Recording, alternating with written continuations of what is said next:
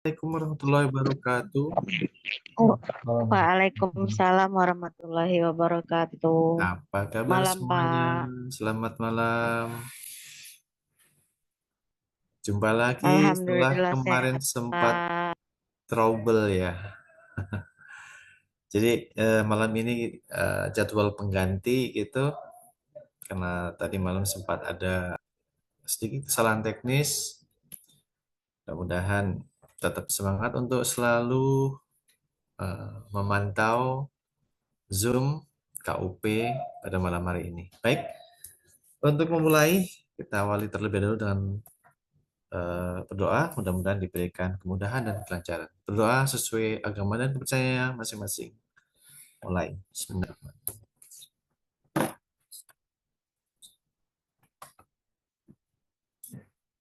Berdoa selesai. Baik, Bapak Ibu Saudara, kita akan melanjutkan materi KUP-nya. Kita buka kembali pertemuan sebelumnya. Jadi bahasan kita sudah sampai pada pengawasan berupa pemeriksaan, ya, dan juga pada pertemuan terakhir kita juga sudah membahas tentang ketetapan pajak, ya, SKP, surat ketetapan pajak.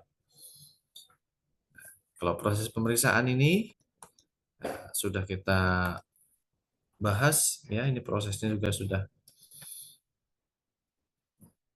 sudah kita gambarkan gitu di pertemuan sebelumnya, ya. Terus kemarin kita telah membahas jenis-jenis SKP, ya, ada kurang bayar, ada lebih bayar, dan ada yang nihil. Nah, SKP inilah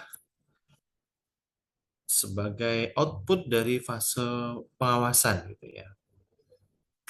Dan perlu diingat kita kemarin juga mengenal di dalam fase pengawasan itu daluarsa penetapan pajak, ya.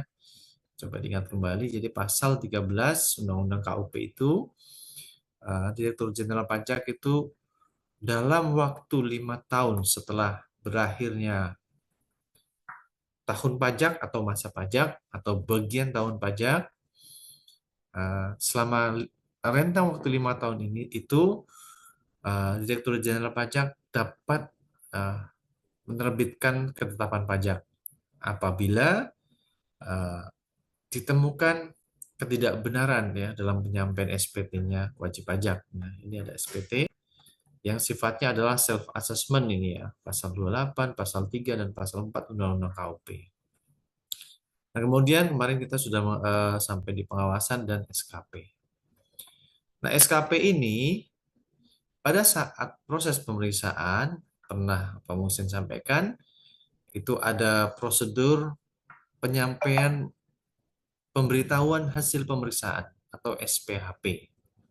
Nah, di sini ada SPHP, dulu sudah pernah digambarkan juga, ya, bagaimana SPHP, kemudian saudara menanggapi, saudara selaku wajib pajak menanggapi SPHP itu setuju atau tidak setuju, silahkan. Nah, di contoh sebelumnya, untuk memudahkan pemahaman saudara, Pak Muhsin contohkan di sini SKP-nya adalah 10 miliar berdasarkan SPHP-nya.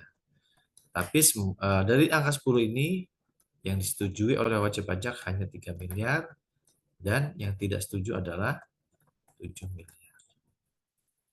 Nah, malam ini kita akan membahas lebih dalam, ya, deep dive gitu kan, membahas lebih dalam tentang SKP yang mengandung sengketa ini.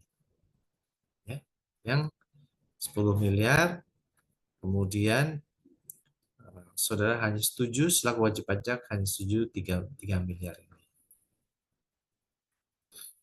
Nah, kita masuk ke dasar hukumnya, ya. Kembali lagi, selalu dalilnya itu kan Pak Musin selalu bilang mengajak untuk membaca dalilnya terlebih dahulu, ya. Jadi setiap bab-bab ini ada dari setiap fase-fase ini kita akan temukan terlebih dahulu dalilnya, ya, dalam pembelajaran kita. Ini kayak fakultas hukum, ya, seperti kelas hukum, ya. Tapi memang benar ini hukumnya hukum pajak gitu, ya. Sebagaimana kemarin Pak Muhsin bilang, ketentuan formal itu adalah ketentuan bagaimana how to undang-undang material ini dijalankan. Ya. Undang-undang material ini kalau tidak akan jalan kalau tidak ada KUP ini kan gitu kan. Ya hanya sekedar hitung-hitungan saja berapa PPh, berapa PPN gitu ya, orang pribadi, badan dan seterusnya. Nah, bagaimana menjalankan undang-undang inilah yang kita sekarang gunakan ketentuan formal ini ya. Nah, ketentuan formal ini kemudian mengatur hak dan kewajiban termasuk mengatur di dalam undang-undang KUP ada fase pengawasannya, terus ada ketetapan pajaknya. Nah, ketetapan pajak ini tidak final, belum final saudara-saudara ya. Jadi di sini masih dimungkinkan itu kan, eh, saudara selaku wajib pajak itu tidak setuju, ya, tidak setuju dengan ketetapan yang diterbitkan oleh kantor pajak. Nah, ketidaksetujuan inilah bagaimana caranya kan gitu sekarang. Bagaimana caranya kalau ternyata saudara diterbitkan ya setelah pemeriksaan, saudara selaku wajib pajak diterbitkan SKP sebesar 10 miliar. Padahal di proses sebelumnya pada saat pemeriksaan saudara juga sudah membela diri, ya, membela diri melalui tanggapan kan, tanggapan SPHP-nya ini, ya, bahwa saudara tidak setuju dengan angka 10 miliar, kemudian saudara setuju 3 miliar saja. Nah, selanjutnya ternyata kalau SKP-nya itu terbitnya masih tetap sesuai SPHP-nya bahwa wajib pajaknya harus ditagih dengan angka 10 miliar ini, tentu kan saudara akan membela diri kan gitu. Nah, pembelaan diri yang pertama itu atas SKP yang tidak saudara setujui ini adalah dengan cara apa? Pertama adalah keberatan. Makanya di sini kalau saya gambarkan ya, SKP ini kan berarti kalau secara bahasa flowchart kan seperti ini. Ini kan questionnya setuju, decision ya. Apakah setuju atau tidak? Kalau iya setuju, kan tinggal bayar. Kan gitu. Begitu bayar, N. Ya, flowchart kalau N kan ini. Kalau selesai kan lingkaran gitu ya. Kalau ini start dari sini 23A ini start gitu kan. Nah, kemudian SPT, SPT kemudian diperiksa prosedurnya seperti ini. Artinya apa? Begitu SKP 10 miliar, kemudian saudara setuju iya, kemudian bayar, ya udah. Keseluruhan hak dan kewajiban perpajakan atas suatu masa atau tahun pajak yang tercermin dalam SPT ini, begitu diperiksa, terbit SKP setuju, tinggal bayar, selesai. Nanti tidak perlu sampai fase-fase berikutnya, karena ini sudah jawabannya di sini adalah decision-nya yes, kemudian N selesai. Nah, the problem arises when, gitu kan, problem akan muncul ketika wajib pajaknya tidak setuju, baik seluruhnya maupun sebagian. Ya, dalam contoh ini Pak Musin sampaikan, contohnya adalah saudara tidak setuju sebagian. Nah, mungkin saudara bertanya, Pak, kalau tidak setuju semuanya bisa nggak? Boleh nggak? Ya, boleh banget. Ya. Ini haknya wajib pajak, silahkan. Ya, kebetulan di sini Pak Musin contohkan 3 miliar ke setujunya. Oke, kalau tidak setuju, T tidak, maka wajib pajak akan melakukan keberatan namanya. Nah, ini upaya hukum pertama. Dan ini mulai dari sinilah ya terdapat sengketa antara wajib pajak dengan fiskus. Yang pertama adalah keberatan. Keberatan.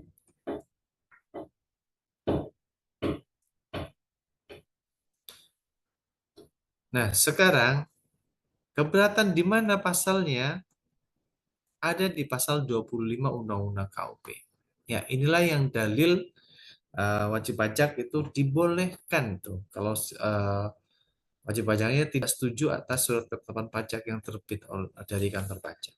Yuk kita lihat keberatan ada di bab 5 Undang-Undang KUP. Nah, di sini sudah Pak Musin juga potongkan gitu kan.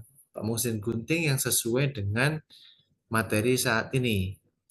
Baik kalau begitu mungkin ada baiknya akan eh, saya kirimkan terlebih dahulu ya potongannya. Ini dia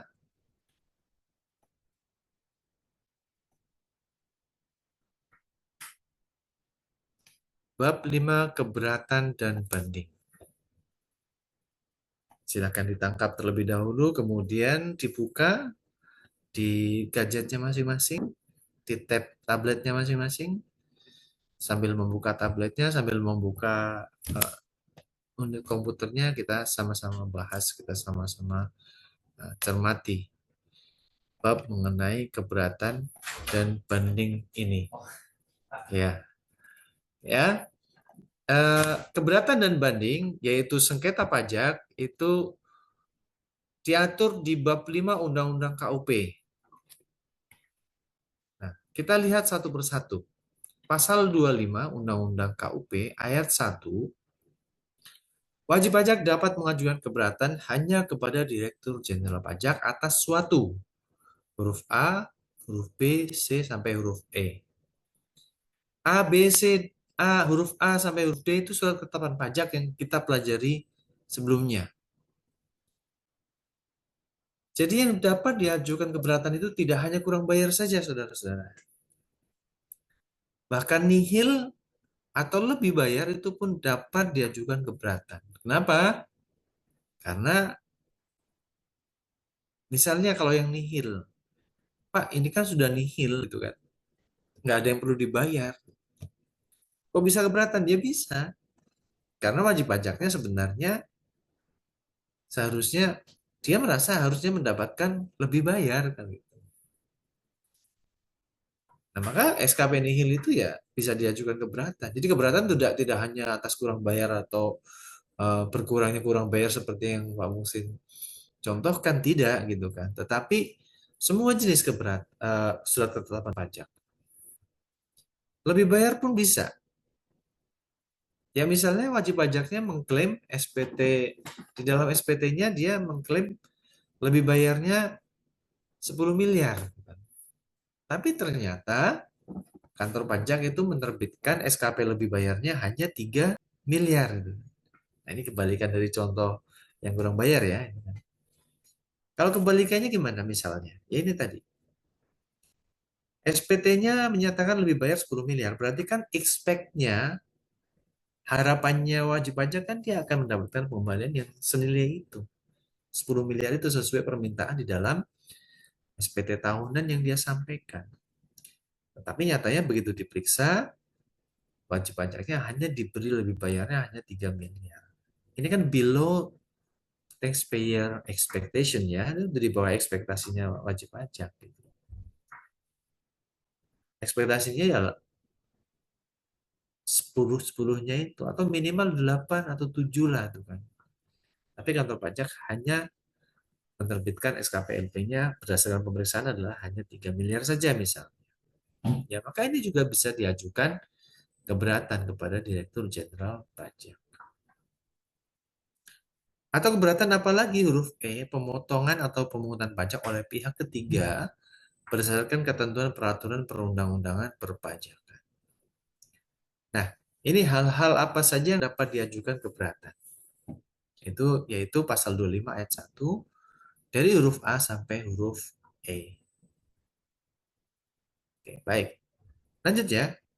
Ayat 2, pasal 25 ayat 2, keberatan diajukan secara tertulis dalam bahasa Indonesia dengan mengemukakan jumlah pajak yang terutang, jumlah pajak yang dipotong atau dipungut, atau jumlah rugi menurut perhitungan wajib pajak, dengan disertai alasan yang menjadi dasar perhitungannya.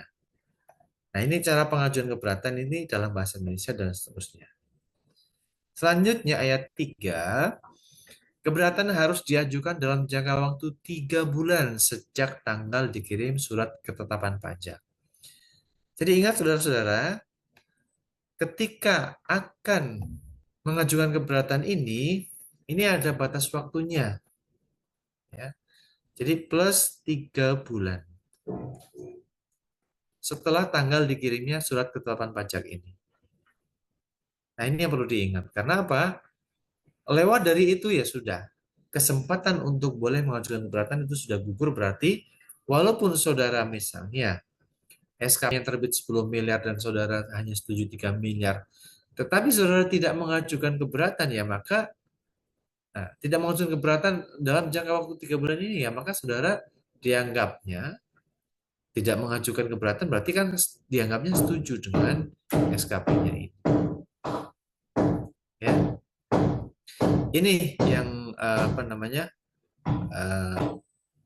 yang perlu diperhatikan ketika saudara akan mengajukan uh, sengketa pajak, ya, berupa keberatan yang diajukan kepada Direktur Jenderal Pajak. Jadi di sini keberatan adalah diajukannya kepada siapa? Kepada DJP. Oke. Ini sengketanya seperti ini. Kita lanjutkan berikutnya. Ayat 3, pasal 25 ayat 3, keberatan harus diajukan dalam jangka waktu 3 bulan sejak tanggal, ya sudah nih, sudah ayat 3. Ayat 3A, dalam hal wajib pajak mengajukan keberatan atas surat ketetapan pajak, wajib pajak wajib melunasi pajak yang masih harus dibayar paling sedikit sejumlah yang telah disetujui wajib pajak dalam pembahasan akhir hasil pemeriksaan sebelum surat keberatan disampaikan. Nah, bagaimana penjelasan pasal 3A ini? Pasal 25 ayat 3A ini, mari kita lihat kembali ke whiteboard-nya. Ya. Jadi keberatan, misalnya SKP-nya adalah 10 miliar. Saudara hanya setuju 3 miliar. Nah, berarti sesuai pasal 25 ayat 3A ini, dalam hal wajib pajak mengajukan keberatan atas ketetapan pajak, wajib melunasi pajak yang masih harus dibayar paling sedikit sejumlah yang disetujuinya. Nah, dalam contoh ini 10 miliar, wajib pajaknya setujunya 3 miliar. Maka ketika mengajukan keberatan, ya wajib pajaknya wajib membayar, SKP-nya sih 10 miliar, tapi dia wajib membayar 3 miliar saja, karena angka inilah yang disetujui oleh wajib pajak. Ya artinya angka ini adalah angka yang tidak mengandung sengketa. Karena wajib pajaknya setuju untuk membayar, untuk angka ini 3 miliar ini. Berarti ya ketika mengajukan keberatan, minimal wajib pajak harus membayar yang 3 miliar. Ya. Bisa diikuti ya, mudah-mudahan ya sampai sini. Saya bisa disela, silakan kalau mau bertanya, atau nanti secara berkala Pak Musin juga ya akan memantau kolom chatnya itu kan. Masih bisa diikuti ya teman-teman ya. Kelihatan seperti itu. Jadi syaratnya apa tadi, ingat 3 bulan ya, dalam jangka waktu 3 bulan. Jadi 3 bulan itu saudara diberi kesempatan untuk mempelajari nih. Ya panjang sebenarnya waktunya itu kan. 3 bulan silahkan disiapkan keberatannya dalam bahasa Indonesia, mengajukan dengan alasan yang jelas, kemudian di situ juga disebutkan ya jumlah menurut wajib pajaknya berapa. Dan dia harus melunasi, wajib pajak harus melunasi pajak yang masih harus dibayar paling sedikit sejumlah yang telah disetujui dalam pembahasan akhir. Yang dalam contoh kita itu 3 miliarnya berarti harus dibayar. Berikutnya ayat 4. Keberatan yang tidak memenuhi persyaratan sebagaimana dimaksud pada ayat 1, ayat 2, ayat 3, atau ayat 3A bukan merupakan surat keberatan sehingga tidak dipertimbangkan. Jadi saudara, ketika saudara akan mengajukan keberatan, penuhilah semua syarat-syarat sebagaimana ayat 1, ayat 2, ayat 3, atau ayat 3A. Kenapa? Ya karena kalau tidak memenuhi persyaratan itu kantor pajak tidak akan menimbang ya, tidak akan mempertimbangkan eh, keberatan wajib pajak. Jadi dianggap bukan merupakan surat keberatan. Kenapa? Ya nggak memenuhi syarat gitu kan. Secara formal dia nggak bisa mengajukan. Ya. Proses secara formal tidak dapat dipertimbangkan. Adakah yang sedang keberatan atau berniat ingin keberatan? Ya, jadi bayar bayar brevetnya cuma paling berapa juta gitu ya.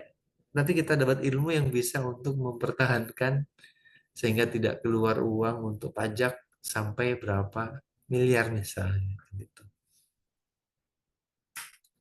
Oke, selanjutnya ayat 5, tanda penerimaan surat keberatan yang diberikan oleh pegawai Direktorat Jenderal Pajak yang ditunjuk untuk menerima surat keberatan atau tanda pengiriman surat keberatan melalui pos dengan bukti pengiriman surat atau melalui cara lain yang diatur dengan atau berdasarkan peraturan Menteri Keuangan menjadi tanda bukti penerimaan surat keberatan. Jadi saudara, surat keberatan itu bisa langsung, bisa melalui pos, bisa juga online juga bisa sekarang ya. Apalagi nanti kantor pajak itu sekarang sedang mengembangkan namanya Cortec gitu kan. Jadi sistem inti berbasis teknologi ya, Cortec itu namanya. Itu ya akan menjadi sebuah database yang besar yang nasional itu ya. Nah, di dalamnya eh, pada pertemuan self assessment yang lalu kan Pak Muslim pernah menceritakan FA, apa namanya masuk akun DJP online itu kan. Ya, masuk akun itulah nanti seluruh layanan perpajakan itu bisa eh, diajukan melalui DJP online ini. Jadi tidak hanya SPT yang kemarin kita berikan, kita sampaikan, tetapi juga keberatan pun eh, bisa diajukan melalui online. Sama seperti kalau kita belanja online juga kalau apa wajib unboxing misalnya kita harus unboxing dulu kemudian kalau ada barang yang cacat, kalau ada barang yang itu kita kan bisa langsung komplain dan kita bisa mengajukan pengembalian kan gitu kan, refund gitu. Kemudian barangnya diretur, kemudian kita mendapatkan refundnya misalnya. Ya. Nah, sekarang online bisa gitu ya. Jadi tinggal diajukan nanti aktifkan saja fitur keberatan. Nah, bisa juga melalui pos. Ya, kalau uh, melalui online itu kan, ya nanti kan akan dapat uh, tanda terima elektronik. Sama juga kalau keberatan, saudara akan mendapatkan tanda terima elektronik. Bagaimana kalau dikirim melalui pos? Sama juga bisa. Nanti ada resi pengirimannya dan tanggal di resi pengiriman itu dianggap sebagai tanggal saudara mengajukan keberatan. Ya. Tanda pengiriman surat keberatan melalui pos dengan bukti pengiriman surat. Ya, biasanya kita dapat resinya. Selanjutnya ayat 6, apabila diminta oleh wajib pajak untuk keperluan pengajuan keberatan, Direktur Jenderal Pajak wajib memberikan keterangan secara tertulis hal-hal yang menjadi dasar pengenaan pajak, penghitungan rugi, atau pemotongan atau pemungutan pajak. Jadi dalam pengajuan keberatan, kalau wajib pajaknya ada hal-hal ya yang menjadi dasar pengenaan pajak, penghitungan pajak atau pemotongan atau pemungutan pajak itu, wajib pajak akan mengajukan meminta keterangan tertulis ini bisa. Tapi dalam prakteknya ayat 6 itu jarang digunakan karena ya dianggap sudah prosesnya itu sudah diketahui, ya. Prosesnya diketahui oleh wajib pajak pada saat pemeriksaan itu sudah, iya.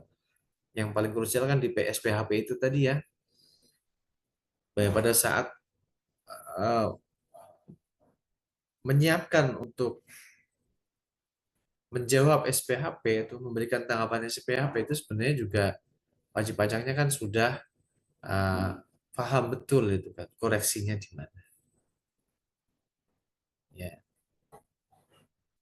koreksi yang menjadi sengketa inilah yang kemudian bisa diajukan secara tertulis dasar penjelasannya kepada kantor pajak ya, apabila diminta. Apabila tidak, ya nggak apa-apa. Ayat 6 ini bisa dilewati. Sunnah saja kalau dalam bahasa agamanya ya, dalam bahasa Islam itu sunnah aja. Itu kan. Jadi bisa diajukan secara tertulis keterangan-keterangan yang diminta. Berikutnya apa lagi? Dalam hal wajib pajak mengajukan keberatan ayat 7, jangka waktu pelunasan pajak sebagai dimaksud pada ayat 9 ayat 3 atau ayat 3A atas jumlah pajak yang belum dibayar pada saat pengajuan keberatan tertangguh. Tertangguh artinya ya nanti dulu gitu kan, ditangguhkan gitu kan. Nah, dalam contoh kita yang bagaimana? Yang tadi 3 sama 7 kan. SKP-nya 10 miliar, wajib pajaknya setuju 3 miliar, kemudian dibayar 3 miliar. Ya, sesuai pasal 25 ayat 5 tadi ya. Wajib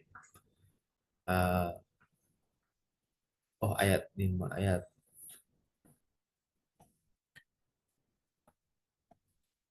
berapa nih tadi yang wajib membayar sejumlah yang disetujui. Ayat 3A gitu ya. Di dalam ayat 3A tadi kan contohnya wajib membayar sesuai yang disetujui berapa?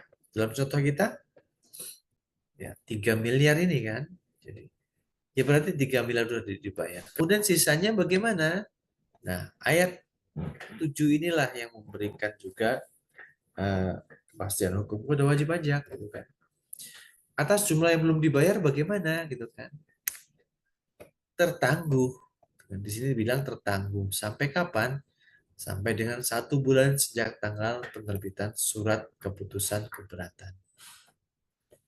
Jadi nanti ditangguhkan yang 7 miliar ini ya teman-teman ya, pasal 25 ayat 7 ini tadi. Pasal 25 ayat 7. Berarti sisanya ini misalnya sudah dibayar. Paid.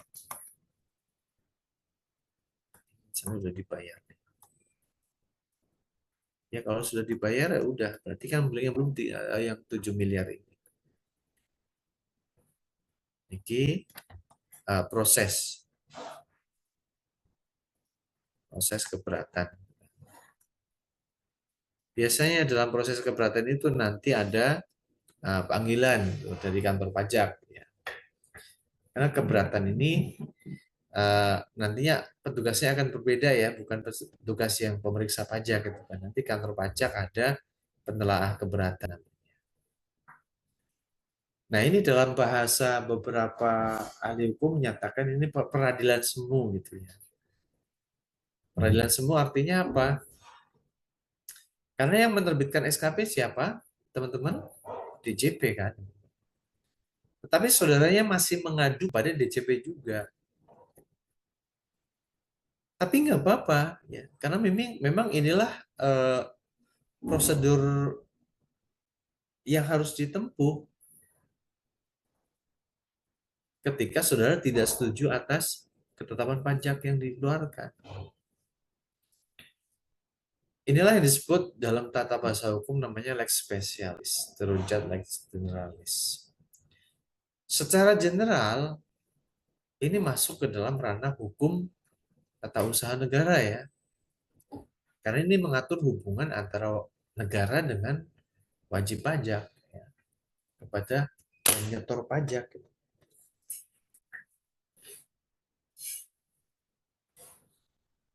Ya, jadi seperti itu.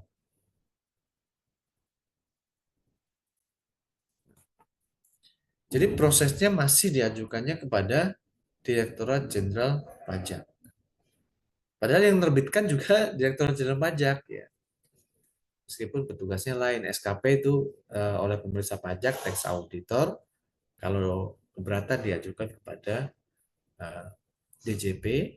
Ya.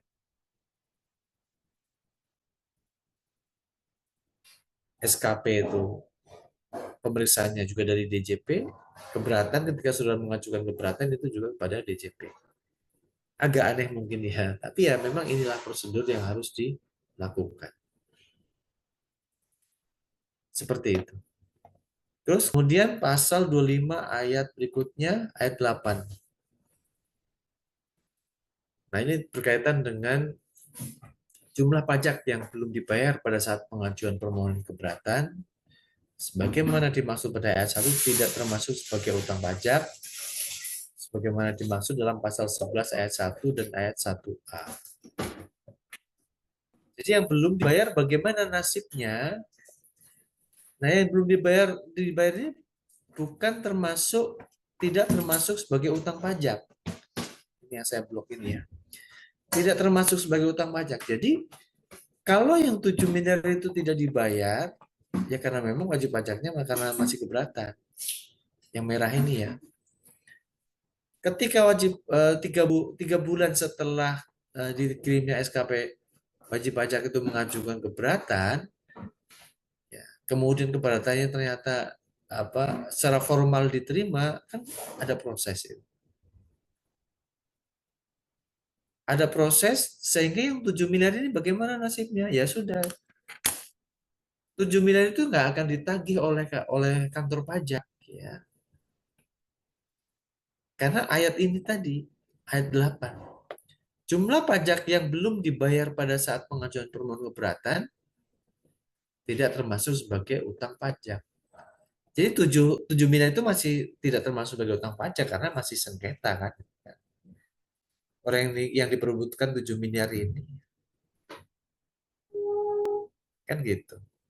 Wajib pajaknya nggak setuju 7 miliar. Dia setuju hanya bayar 3 miliar. Nah ini yang dimaksud bahwa sesuai pasal 25 ayat 8 ini, kalau wajib pajaknya kemudian bayar itu kan. Karena bayar sesuai yang disetujui saja yang 3 miliar ini. Yang tidak setuju bagaimana? Tidak akan menjadi utang pajak. Sampai diterbitkannya nanti surat keberatan, SK keberatan namanya. SK keberatan.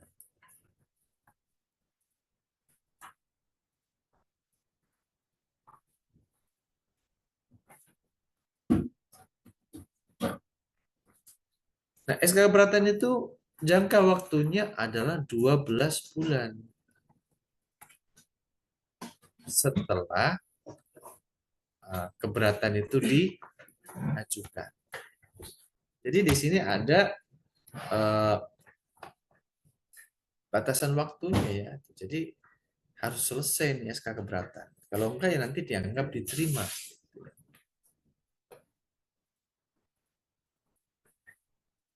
Sampai sini bisa dipahami ya. Keberatan diajukan kepada Direktur Jenderal Pajak. 12 bulan berikutnya proses keberatan, kemudian terbit SK keberatan.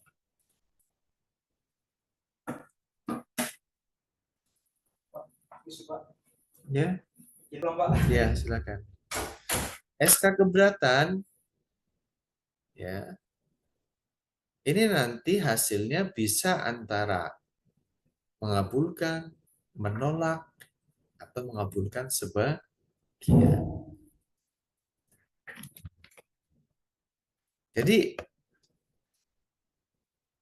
balik lagi pada saat pemeriksaan, pada saat saudara diperiksa, nggak usah takut berbeda pendapat dengan wajib pajak, karena itu hak saudara untuk membela diri. Ya. Jadi size-nya itu penekanannya adalah di situ ya untuk materi kita di fase pengawasan maupun fase sengketa itu. Kalau nggak setuju apa? Nggak setuju aja nggak apa-apa, nggak masalah. Ya. Yuk kita baca lagi ketentuannya di undang-undang. Pasal 25 ayat 9 sekarang.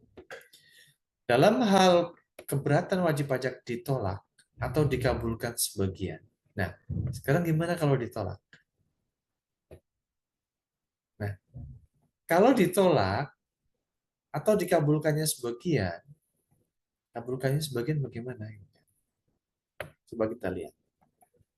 SKP-nya 10 miliar, saudara setuju 3 miliar.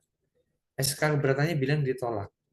Artinya SKP-nya ya tetap 10 miliar. Hitung-hitungannya menurut produk hukum keberatan ya sama. Atau mungkin malah bisa ditambah. Bukan 10 tapi 15. Atau 17 bahkan. Ya tergantung. Kalau dikabulkan, jelas SK keberatannya jadi berapa teman-teman dalam contoh ini? Kalau SK keberatannya menyebutkan apa diterima, dikabulkan, SK keberatannya berarti 3 miliar. Dulu awalnya begitu waktu mengajukan keberatan 3 miliar, proses keberatan 12 bulan, ya kadang dipanggil juga, diminta keterangan gitu.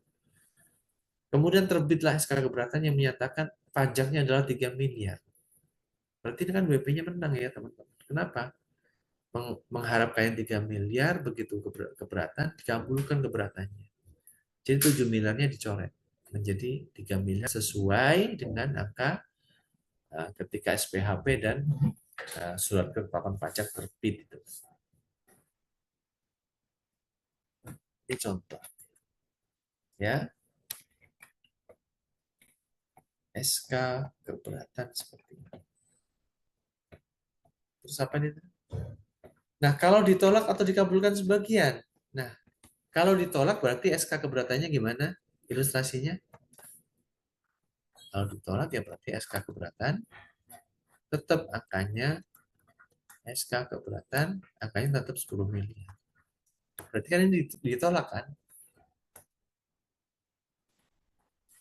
Kalau ini ditolak. Kalau ini SK keberatannya disetujui. Nah, kalau SK keberatannya 10 miliar ya kan? Kalau SK keberatannya 10 miliar dulu waktu belum mengajukan keberatan ya, syarat mengajukan keberatan kan harus bayar sejumlah yang disetujui. Kalau ternyata kalah WP-nya nih, SK keberatannya tetap sesuai dengan pendapat pemeriksa, dikenakannya 10 miliar. Padahal dulu wajib pajaknya kan sudah bayar 3 miliar ini kan. Ketika ingin mengajukan keberatan ini kan 3 miliar harus dibayar. Nah, begitu keberatan kalah, ya kan? Kalau begitu keberatan kalah, ya 3 miliarnya berarti kan bisa diakui sebagai pengurang dong. Ya udah saya kalah-kalah aja itu kan. Katanya tetap 10 miliar kata apa penelaah keberatannya. Ya sudah, yang 3 miliar itu dikurangkan aja. Jadi wajib pajaknya tinggal membayar 7 miliar.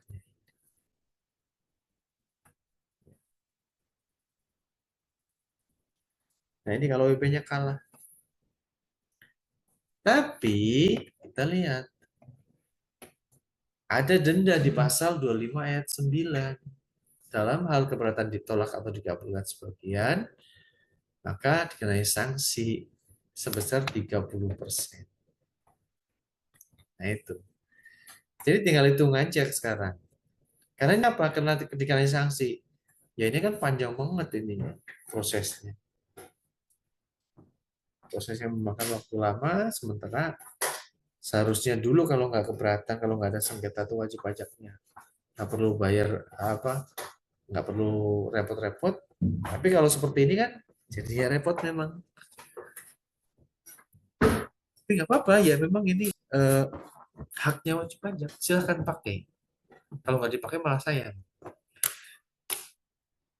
Pak, kalau kalah ya kalah, nanti proses berikutnya kan ada di pengadilan pajak.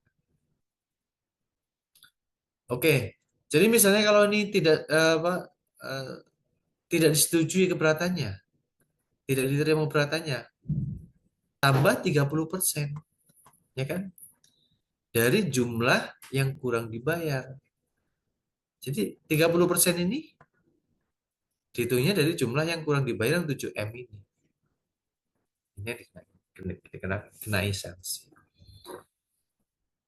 30%-nya dari 70 jadi 7M berapa? 7 kali 3, 2,1M kan. Jadi berpikir dua kali lah untuk ketika mengajukan keberatan. Kalau memang sekiranya kalah, maka ya sudah itu kan gitu kan. Tapi kalau sekiranya menang, silakan lanjutkan adu argumentasinya. Ini berapa? 3 kali 7 berapa? 21 ya. 2,1M sanksinya. Berarti mesti bayar berapa wajib pajaknya ketika dia kalah keberatannya? 7 tambah 2, 8,1 kan.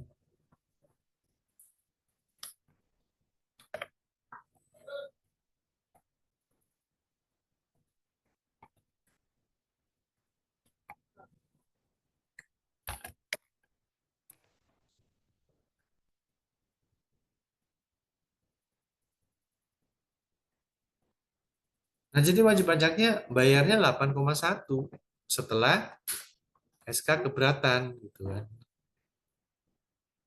Karena SK keberatannya kalah.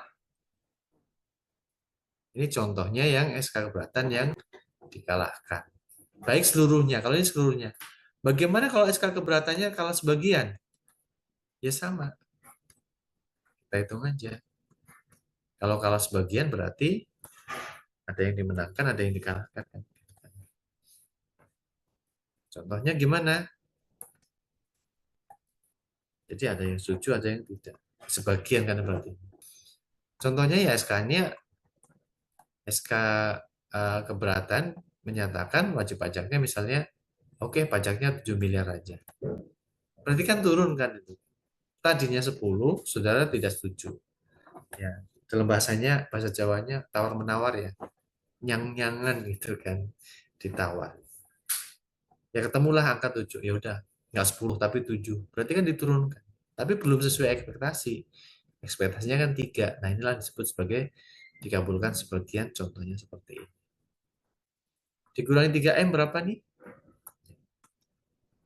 Jadi kena sanksinya nanti. 7 dikurangi 3, kemudian berapa? Kan 4M. Tinggal 4M itu kalikan aja 30%. 4 kali 3 berapa? 12 ya, 1,2M. Berarti sanksinya berapa? 4, 5. Pokok pajak ditambah dengan sanksinya di sini. Pokok pajaknya 4, sanksinya itu 30%-nya berarti 5,2M. Ini yang nanti harus dibayar oleh wajib pajak. Kalau wajib pajaknya kalah, baik sebagian maupun seluruhnya. Oke, sampai sini.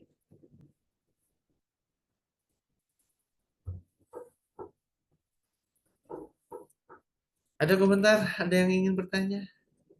Tampaknya kolom chat juga masih kosong ini. Silakan.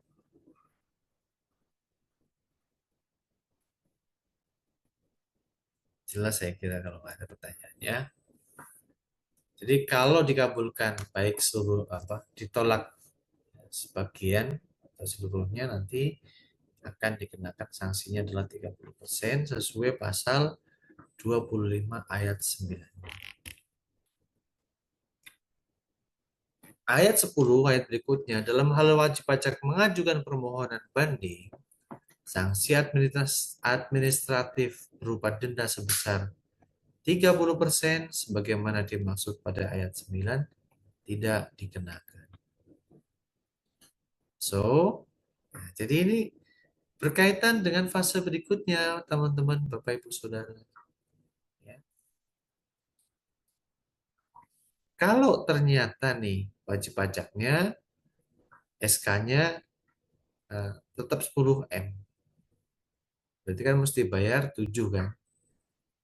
7 ditambah 30%-nya. Kalau wajib pajaknya berhenti sampai di fase ini aja, sengketa aja. Bisa nggak? Ya bisa aja, boleh aja. Berarti BP-nya gampang menyerah. Ya bukan gampang menyerah ya, tapi memang nggak mau repot dengan fase berikutnya misalnya, ya nggak apa-apa.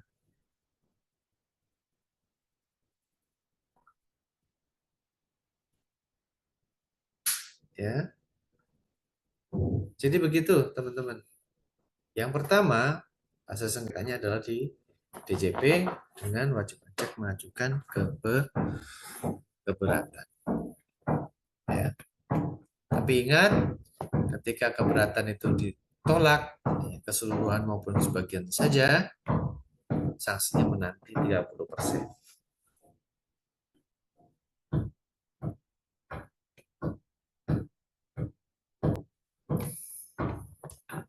Ada pertanyaan ya, jelas berarti.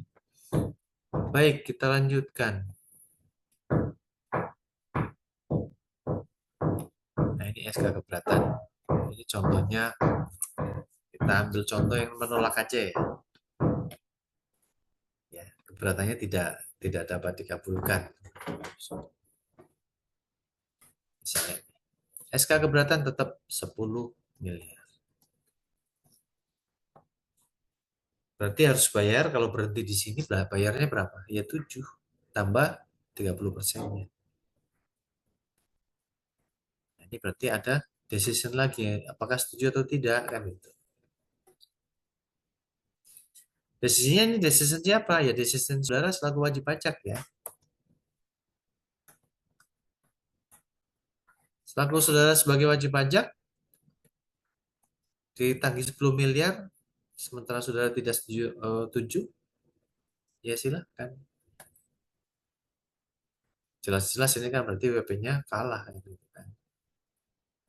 SK bertanya 10. Tapi di sini masih tetap ada dalam flowchart-nya itu ya pertanyaan lagi. Ini mau lanjut prosedur hukum berikutnya atau enggak kan gitu. Kalau 10 miliar pastilah ya kan gitu kan.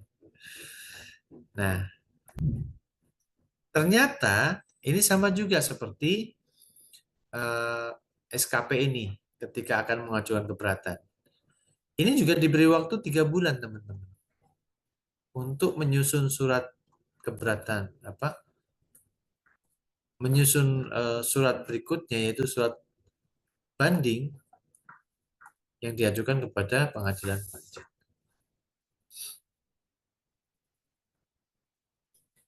Oh, salah.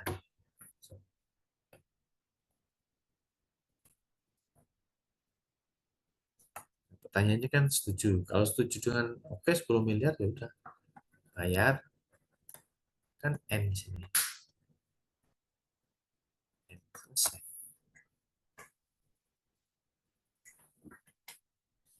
Tapi kalau tidak bagaimana? Ya sama juga seperti prosedur di waktu pemeriksaan itu. Boleh, nggak masalah gitu kan.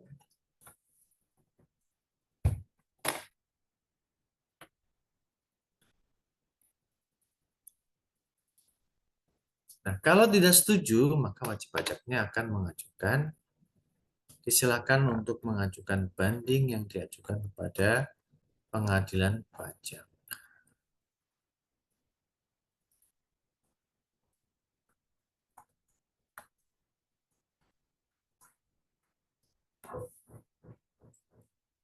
Banding diajukan kepada pengadilan pajak. Yang mana pada saat sebelumnya, Pak Muslim kan juga sudah pernah bercerita trias politika yang dianut di peraturan kita. Di hukum tata negara kita kan kita mengenal trias politika kan. Kekuasaan eksekutif, legislatif, dan yudikatif. Kekuasaan yudikatif dipegang oleh Mahkamah Agung dengan di bawah-bawahnya lembaga-lembaga peradilan seperti pengadilan negeri, pengadilan tinggi, pengadilan militer, masuk di dalamnya adalah pengadilan pajak. Dan di dalam Mahkamah Agung ada semacam kamar tersendiri untuk pengadilan pajak. Nah, itu pengadilan pajaknya yang ini mengurusi ini lah teman-teman, mengurusi banding. Ini melalui pengadilan pajak. Nah, undang-undangnya bagaimana? Yuk kita baca.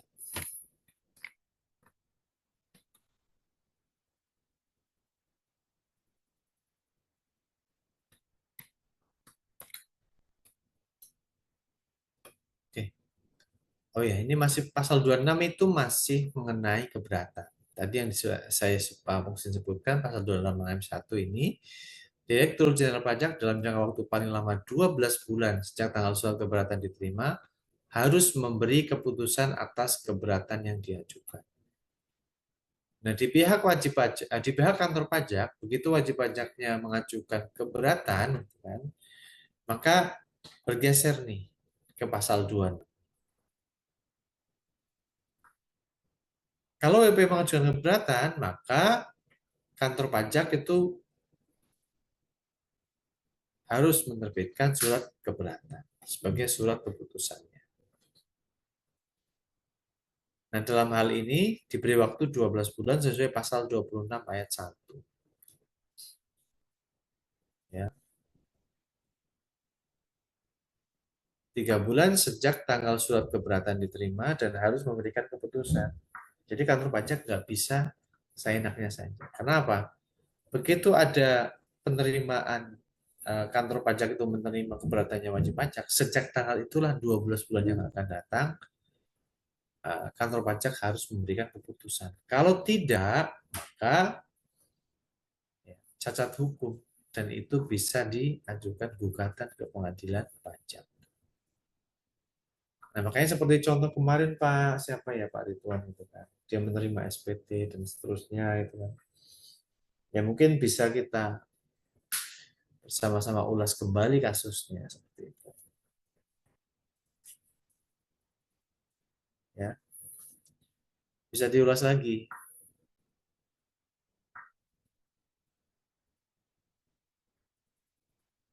Selanjutnya, pasal 26 ayat 2.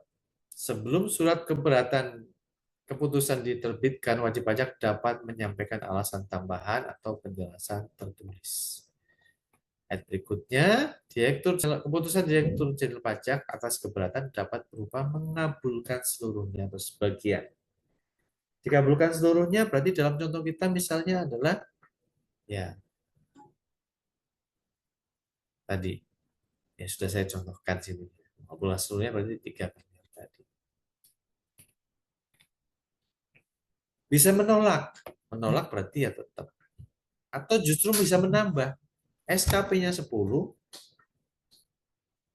kemudian wajib pajaknya mengajukan keberatan, ya, kemudian ditolak.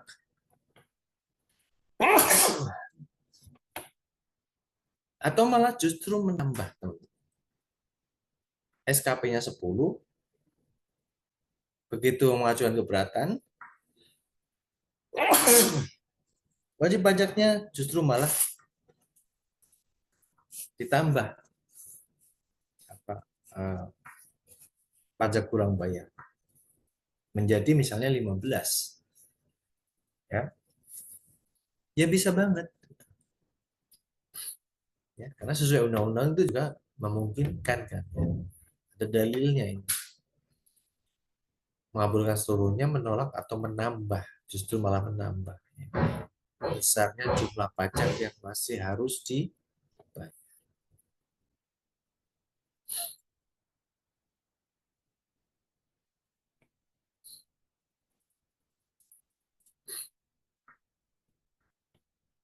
Kemudian ayat berikutnya, ayat 4. Dalam hal wajib pajak mengajukan keberatan atas surat ketetapan pajak sebagaimana dimaksud dalam pasal 13 ayat 1 B huruf D, wajib pajak yang bersangkutan harus dapat membuktikan ketidakbenaran ketetapan pajak tersebut. Nah, contoh yang tadi, ya, wajib pajaknya, contoh yang kemarin ya, contoh yang kemarin itu yang Pak Irwan atau Pak Ridwan gitu ya, dia di STP itu ditagih oleh kantor pajak. Kemudian STP itu tidak seharusnya terbit itu kan. ya itu bisa diajukan. Kalau satu itu gugatan, bukan keberatan. Nah, dalam hal wajib pajak mengajukan keberatan, wajib pajak yang bersangkutan harus dapat membuktikan. Ya, kembali lagi, kata kata harus dapat membuktikan ketidakbenaran ketetapan pajak ini juga harus bisa dikuatkan oleh saudara ketika akan mengajukan keberatan. Selanjutnya, ayat 5, apabila jangka waktu, tadi jangka waktunya kan 12 bulan. Jadi misalnya hari ini saudara mengajukan surat keberatan ke kantor pajak, sekarang hari tanggal 20 bulan 9. Maka 20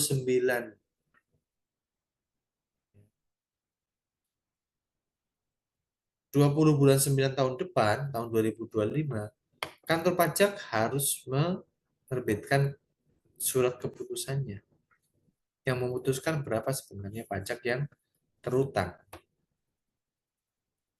Nah, kalau terlewati bagaimana? Terlewati maka ah, keberatan yang diajukan itu dianggap dikabulkan.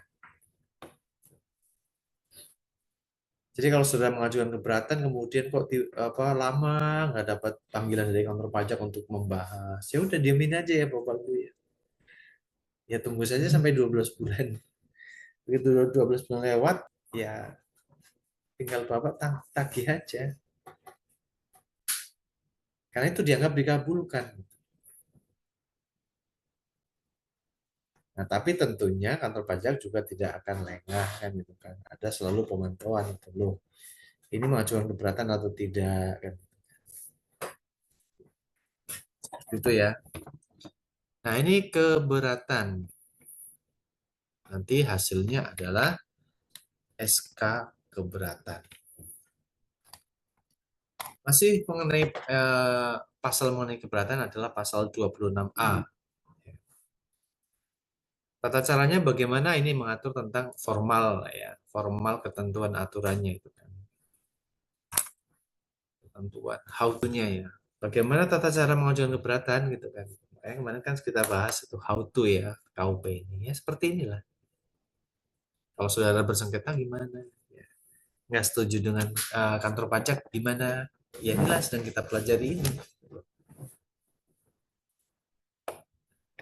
Jadi pasal 25, pasal 26, dan pasal 2A ini yang mengatur regulasinya, norma hukumnya ketika saudara bersengketa dengan kantor pajak yang pertama ini di keberatan. Nah, adapun pasal 26A ayat 1 itu mengatur bagaimana tata cara mengajukan dan menyelesaikan keberatan. Nah, bagaimana menyelesaikan keberatan itu diatur dengan atau berdasarkan peraturan Menteri Keuangan. Ayat berikutnya, tata cara pengajuan dan penyelesaian keberatan sebagaimana dimaksud pada ayat 1 antara lain mengatur tentang pemberian hak kepada wajib pajak untuk hadir, memberikan keterangan atau memperoleh penjelasan mengenai keberatan. Ini hak wajib pajaknya untuk hadir ya. Kalau nggak hadir gimana Pak? Proses keberatannya tetap dapat diselesaikan. Ayat berikutnya, wajib pajak yang mengungkapkan pembukuan, catatan, data, informasi, atau keterangan lain dalam proses keberatan yang tidak diberikan pada saat pemeriksaan. Ya, selain data informasi yang pada saat pemeriksaan belum diperoleh wajib pajak dari pihak ketiga, pembukuan, catatan, data, informasi, atau keterangan lain dimaksud tidak dipertimbangkan dalam penyelesaian keberatan. Jadi misalnya dulu sudah pernah diperiksa kemudian sudah pernah diminta data-datanya. Ternyata yang diberikan oleh wajib pajak datanya tidak lengkap. Tidak lengkap. Ada beberapa bagian, misalnya ada beberapa akun yang wajib pajaknya tidak memberikan dokumen. Ya misalnya karena ekspor, supaya kantor pajak nggak tahu ya sudah. Ada hari yang tidak dicatat misalnya ekspornya. Bisa jadi terjadi secara sengaja misalnya. Misalnya kantor pajak itu sudah minta data ekspornya berapa, Tapi ternyata wajib pajaknya tidak bisa memberikan dokumen pendukungnya. Dikoreksilah oleh kantor pajak kan. Nah, data ekspor itu misalnya, yang saya contohkan ini ya. Pada saat keberatan sudah, sorry, pada saat pemeriksaan sudah pernah diminta oleh pemeriksa. Tapi permintaan itu tidak pernah digubris oleh wajib pajak. Ya, dulu sudah pernah diminta pada saat pemeriksaan. Nah, nanti begitu wajib pajaknya mengajukan keberatan karena sudah tahu nih prosedur keberatan setelah ikut brevet sama Pak Muksin gitu ya. Kemudian wajib pajaknya memberikan tuh data-data yang dulu, data-data ekspornya yang dulu pernah diminta tetapi ternyata tidak diberikan. Maka menurut ayat ini data tersebut dulunya udah diminta loh kan gitu. Kenapa lo baru ngasih? Ya udah ini nggak akan bisa dipertimbangkan. Jadi ingat ini juga berkaitan dengan eh, prosedur-prosedur atau proses sebelumnya ketika saudara self assessment gitu ya. Mengenai data misalnya, apalagi kalau datanya masih manual, itu harus hati-hati betul. Ya. Saya sarankan di sini kepada teman-teman seperti itu. Kenapa? Karena nanti pada saat keberatan, gitu kan, pada saat keberatan, ketika wajib pajaknya menyampaikan data yang datanya sebelumnya itu pada saat pemeriksaan itu disembunyikan, nggak mau dikeluarkan, maka menurut ayat ini data itu seharusnya tidak dapat dipertimbangkan dalam eh, penyelesaiannya, dalam penyelesaian keberatan. Itu ya, saudara-saudara. Kemudian ayat berikutnya, masih ada ayat berikutnya? Nggak ada ya. Keberatan itu sampai di keberatan silakan. Kita diskusi saja. Apakah ada teman yang ingin bertanya terkait eh, materi kita malam hari ini mengenai keberatan dan banding? Banding belum sih ya, belum kita bahas. Sebelum kita lanjut, silakan ada yang bertanya.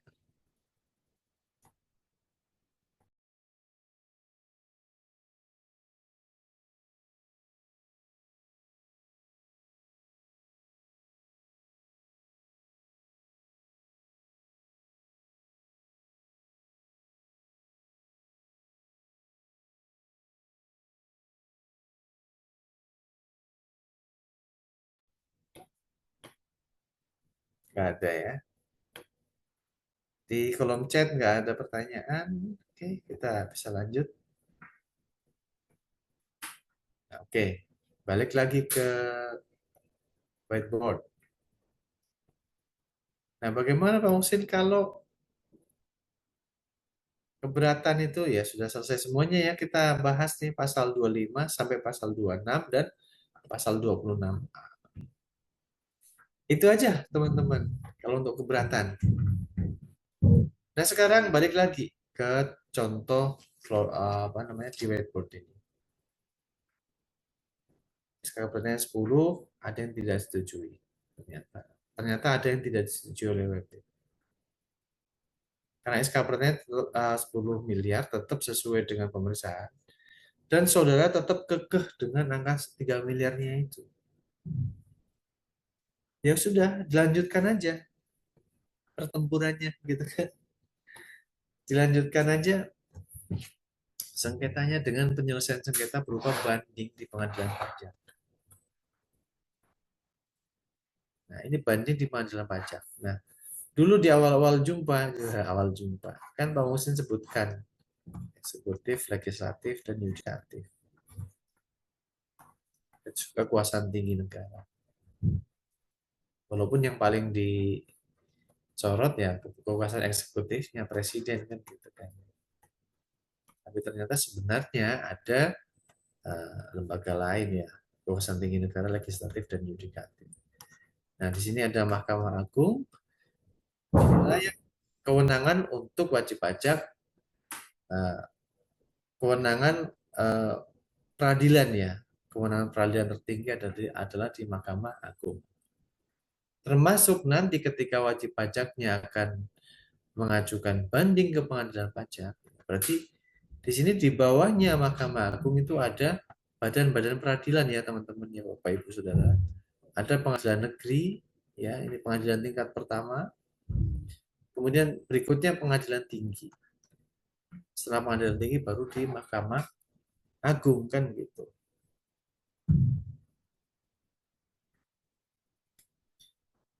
Nah, pengadilan negeri, pengadilan tinggi itu di sini di bawahnya lagi ada pengadilan pajak, ada pengadilan agama, ada pengadilan tata usaha negara.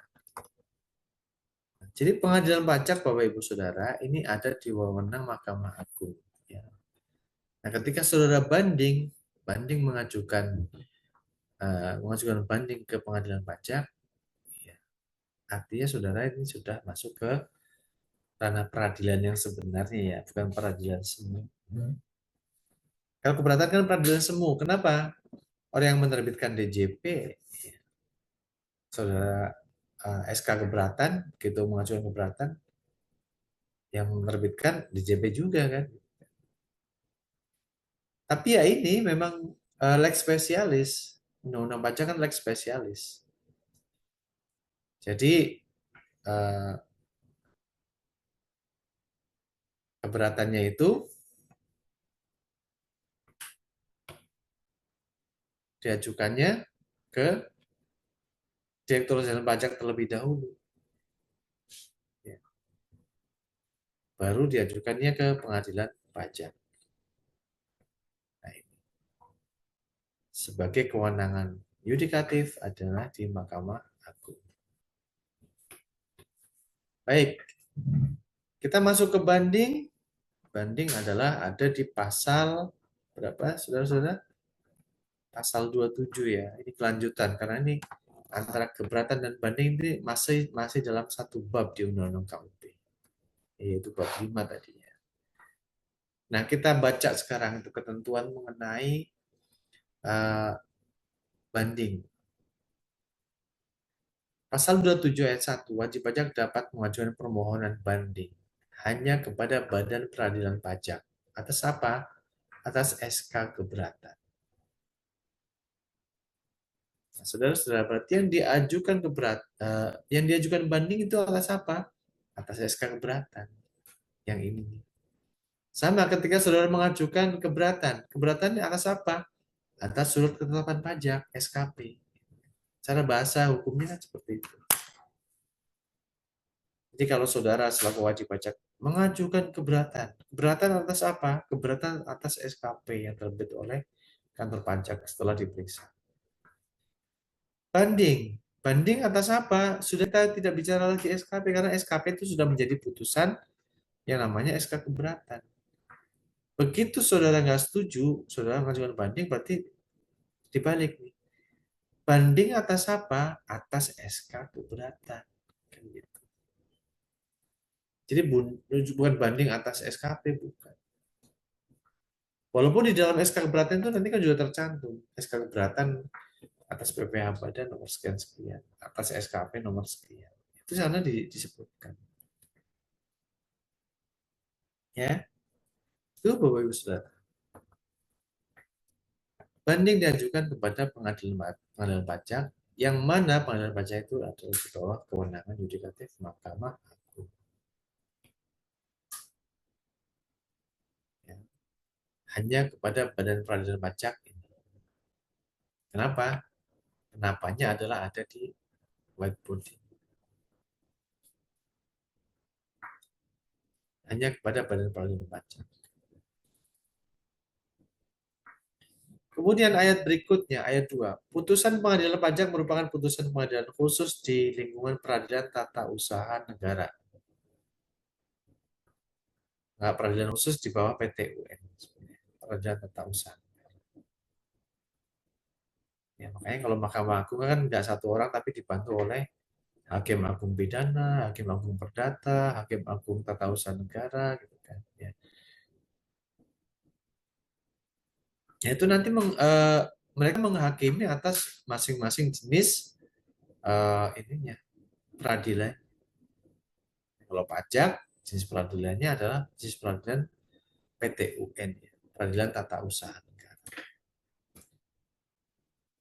Berarti ketika di sini saudara mengajukan keberatan, selaku wajib pajak saudara mengajukan banding atas SK keberatan ini, berarti saudara bertengkar dalam tanda petik dengan negara, iya. Saudara ngadu. Karena saudara kan tetap membela angka yang 3 miliar itu, yang tidak setuju tadi. Yang disetujui pada pemeriksaan maupun disetujui pada SK keberatan.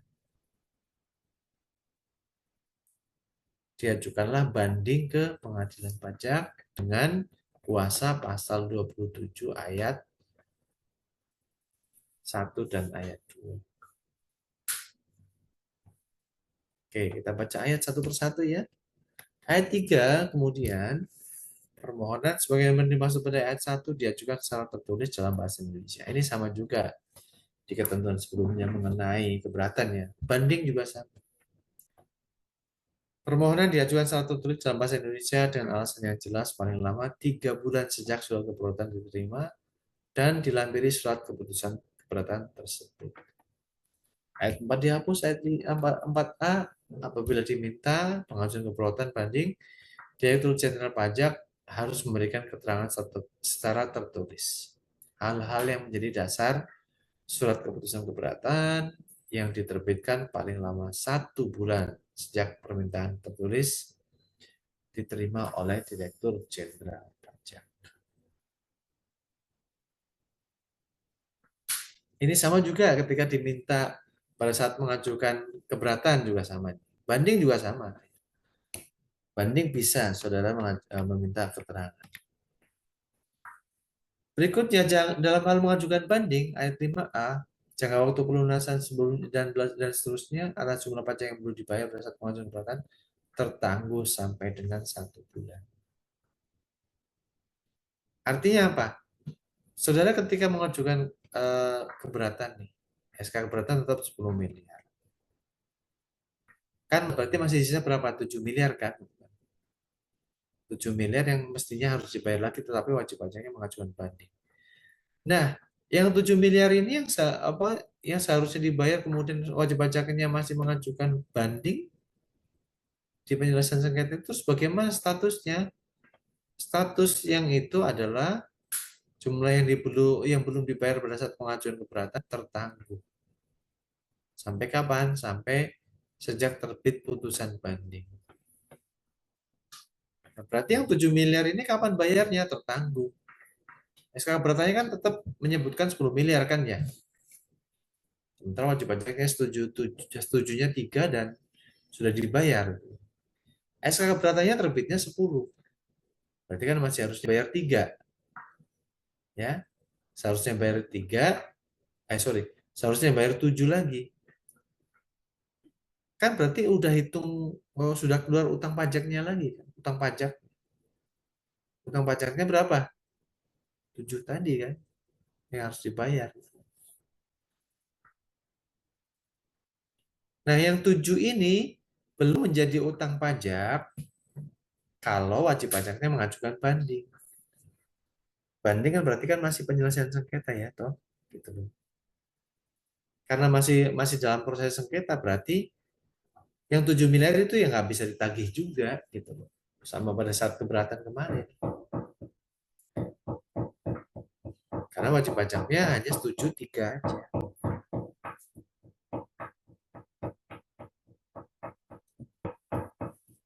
Nah, ini contoh ilustrasinya adalah seperti ini. Nah, 7 miliar itu kapan bayarnya? Ya tunggu nanti sampai pengadilan pajak nanti adalah menerbitkan putusan banding. 12 bulan berikutnya, ini sama nih, plus 3 bulan. Sama seperti SKP keberatan ya. Ini juga plus 3 bulan. Setelah menerima SK keberatan ini, wajib pajaknya berhak untuk mengajukan banding. sesuai pasal 27 Undang-Undang KUP. Di sini kita tulis pasal 27. Pasalnya tadi pakai apa nih? Merah ya.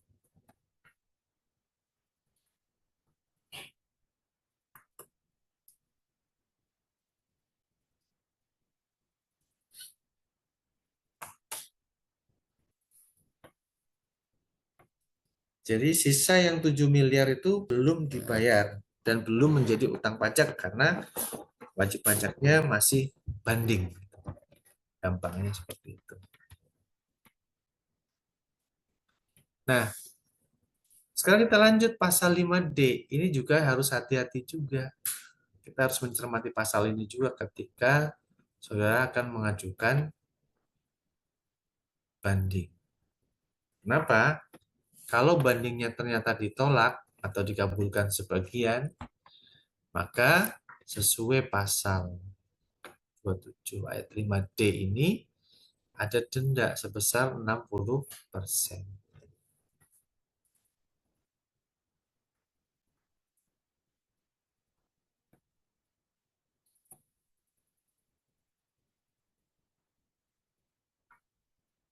Ya.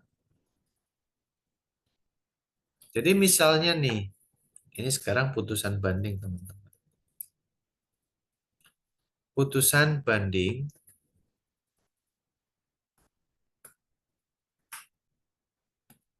misalnya tetap 10 miliar. Berarti WP-nya kalah kan kalau ini. Kalau WP-nya kalah bagaimana?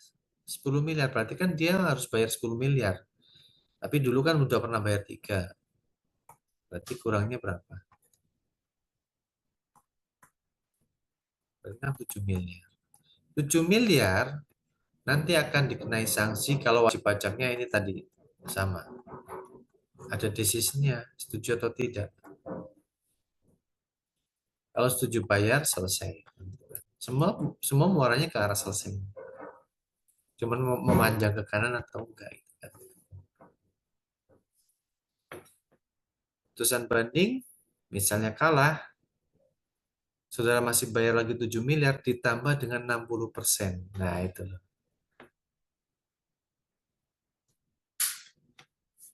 Jadi berarti ini kan berapa?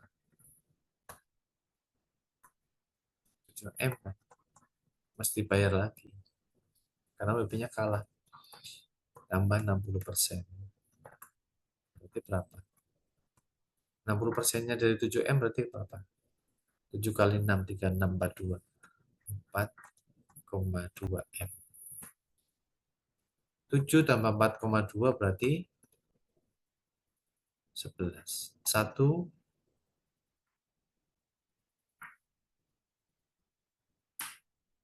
berapa nih?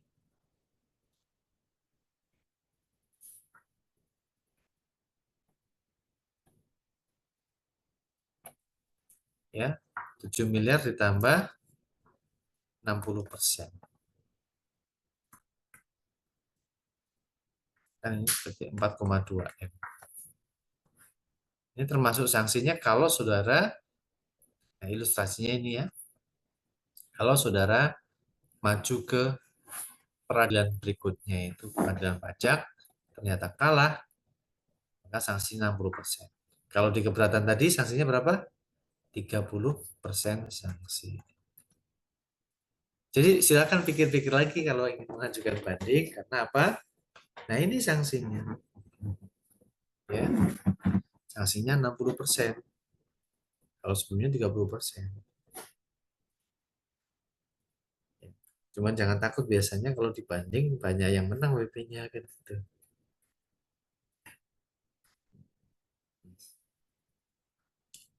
Kalau menang berarti gimana contohnya? Misalnya putusan bandingnya 3 miliar itu kan.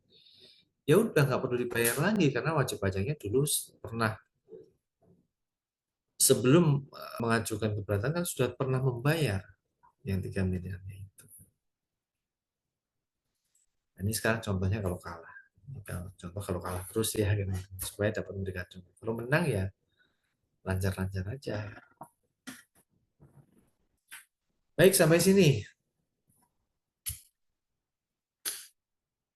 apakah ada pertanyaan? Saya berikan kesempatan terlebih dahulu.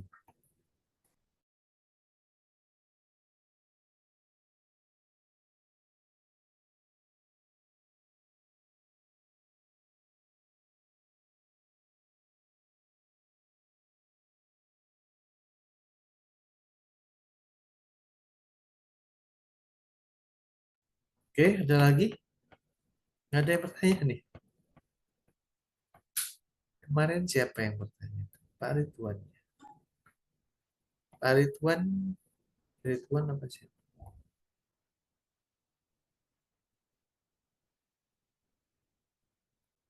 Itu ya, Pak Ridwan nggak ada ya. Aziza,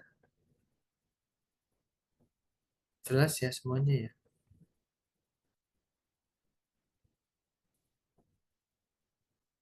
Oke,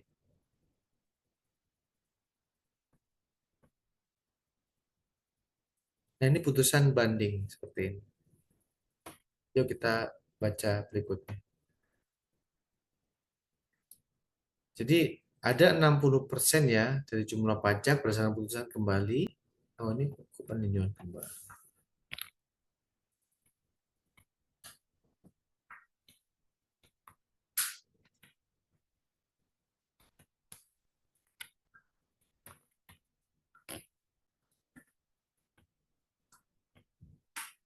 Selanjutnya, dalam hal wajib pajak mengajukan banding jangka waktu pelunasan. Masih banding. Nah ini, dalam hal permohonan banding ditolak atau dikabulkan sebagian ini maka eh, dikenai sanksi administratif berupa denda sebesar 60% dari jumlah pajak berdasarkan putusan banding dikurangi dengan pembayaran pajak yang telah dibayar sebelum mengajukan keberatan. Nah, tapi di sini Pak Muhsin akan menawarkan suatu solusi ya. Bagaimana kalau supaya tidak kena 60%-nya ini,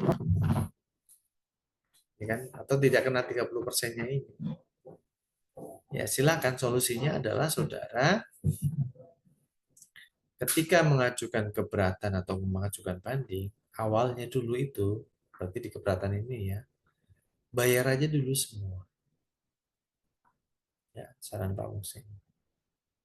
Bayar dulu semua supaya apa? Supaya tidak kena sanksi yang 30% pada saat keberatan atau sanksi yang 60% pada saat saudara mengajukan banding. Kenapa? Contoh, kalau pada saat mengajukan keberatan ternyata saudara kalah 10 miliar, kan saudara juga udah bayar 10 miliar. Kena sanksi bunga yang 30% ini enggak? Enggak. Karena 0 itu kan kali 30% kan berarti 0 juga. Kenapa? Karena 30% itu kan dari jumlah yang belum dibayar, jumlah yang menjadi utang pajaknya. Sama juga ketika putusan banding ini, 10 miliar saudara kalah ini kan. Saudara sebenarnya maunya 3 miliar. Tapi ya sudah, dibayar dulu lah 10 miliar. Jadi begitu kalah, putusan banding ya sudah. Kan dulu juga udah bayar di 10 miliar. Apakah kena sanksi 60%? Tidak. Karena 10 di sini, putusan banding, kan udah dibayar. Berarti kan tidak ada utang pajak, berarti 0.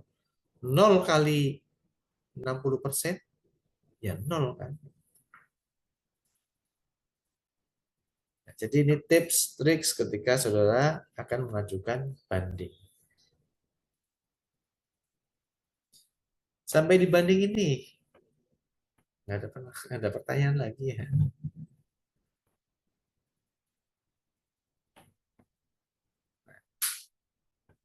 Sampai dibanding, ya nanti di sini ada pertanyaan lagi. Decision lagi, apakah akan setuju atau tidak? Kalau setuju, ya bayar. Kalau tidak, WP dapat mengajukan peninjauan kembali. Peninjauan kembali ini diajukan ke Mahkamah Agung sebagai tadi Supreme Court atau Hakim Agung. Peninjauan kembali atas apa? Atas putusan banding. Jadi bukan bicara keberatan lagi, bukan bicara SKP lagi. Ketika di peninjauan kembali. Peninjauan kembali nanti akan meninjau ininya. Putusan bandingnya benar atau enggak. Dan ini dilakukan oleh Mahkamah Agung, ketentuannya juga sama. Ini plus 3 bulan.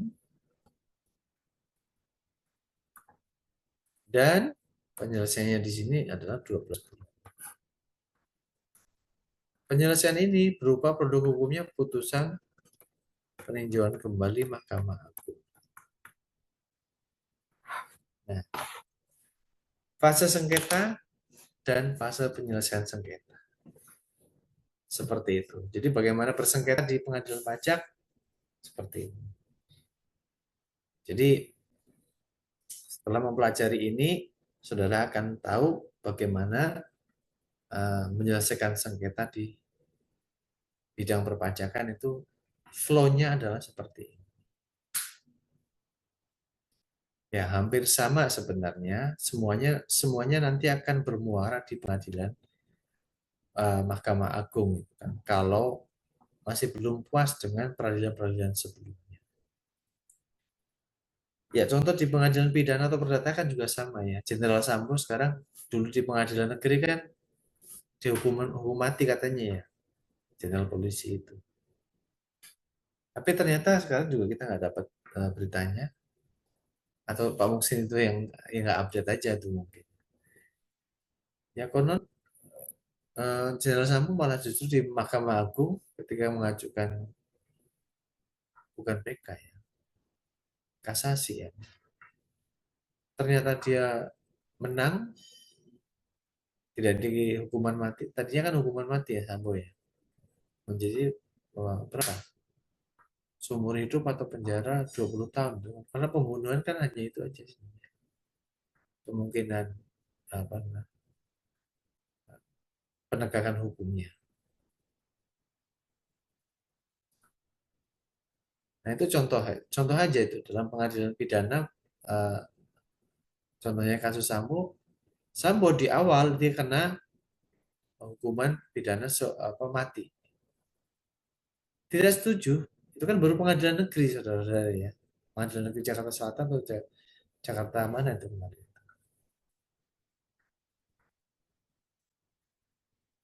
Dia tidak langsung dieksekusi ya atas putusan pengadilan negeri tadi. Sambo bisa mengajukan ke banding ke pengadilan tinggi. Ya. Oleh hakim di pengadilan tinggi nanti diulas kembali kasusnya. Kemudian diputuskan lagi. Mungkin ada bukti-bukti baru yang sebelumnya belum pernah diungkap misalnya. Nah, di situ nanti diputuskan pengadilan tingginya berapa. Apakah tetap hukuman mati, ataukah berkurang hukumannya, atau malah dibebaskan, atau di atas hukumannya mati apa? Nggak ada lagi. Kan? Jangan paling ultimate, paling tinggi. Itu kalau di pengadilan tinggi. Kemudian baru pengadilan di Mahkamah Agung peninjauan kembali atau kasasi kalau dalam kasus hukum pidana. Nah berarti sebenarnya hampir sama Bapak Ibu Saudara beracara di pengadilan pajak. Itu ya sama seperti di pengadilan eh, negeri atau pengadilan tinggi. Hanya undang-undangnya aja yang berbeda. Skop yang diatur juga berbeda. Kalau pidana jelas, perdata jelas, ya undang-undang pajak juga jelas juga. Termasuk jelas bagaimana dalam menyelesaikan sengketa-sengketa yang terjadi antara wajib pajak dengan petugas pajak atau fiskus dalam hal ini. Mungkin saudara bertanya nih, Pak Musin, bagaimana adakah contohnya? Nah, kan kemarin kan selalu bilang, contohnya Pak Musin itu kan tulisan-tulisan apa? Tulisan.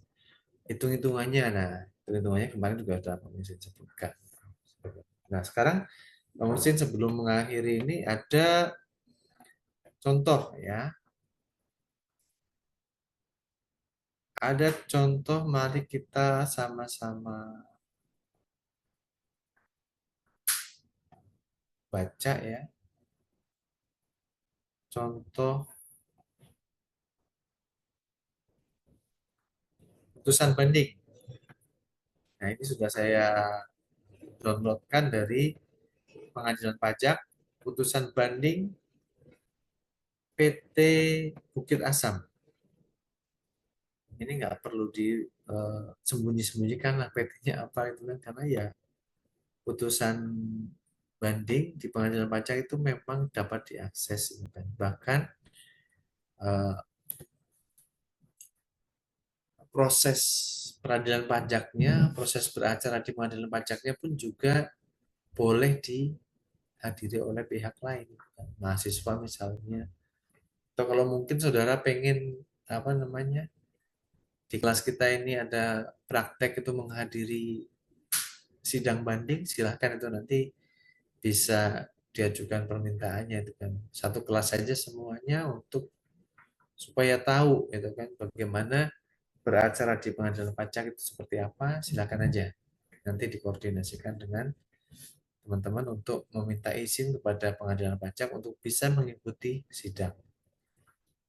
Entah itu sidang online atau sidang apa namanya dalam jaringan, ya, atau sidangnya sidang offline, itu sidang langsung di pengadilan pajak, datang ke pengadilan pajak, itu bisa.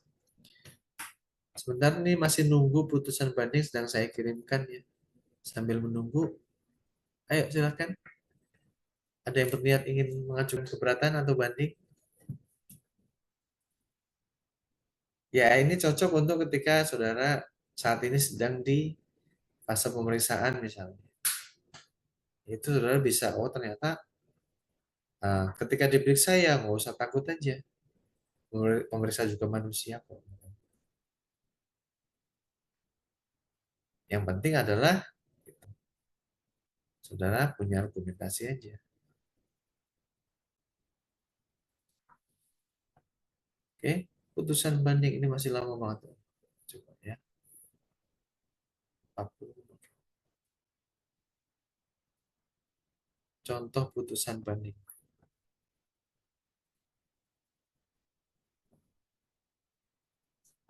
Agak pelan speednya.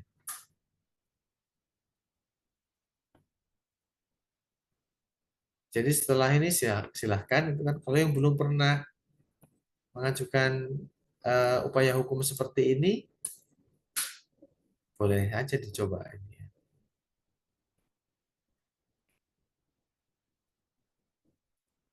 Seperti inilah hukum pajak yang dijalankan di dalam ketentuan negara kita. Ya, silakan. Saudara download dari meeting chat, Pak. Dari percakapan Zoom kita malam hari ini.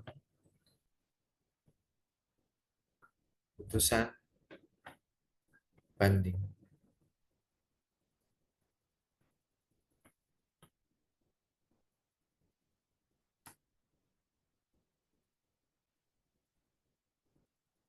Ayo silakan dibuka. Pak Musin juga coba buka.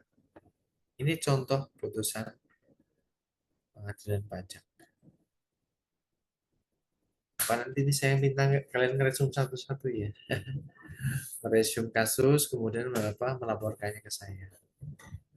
Misalnya dalam contoh ini ya, nah, contoh yang barusan saya kirimkan juga di kolom chat ya.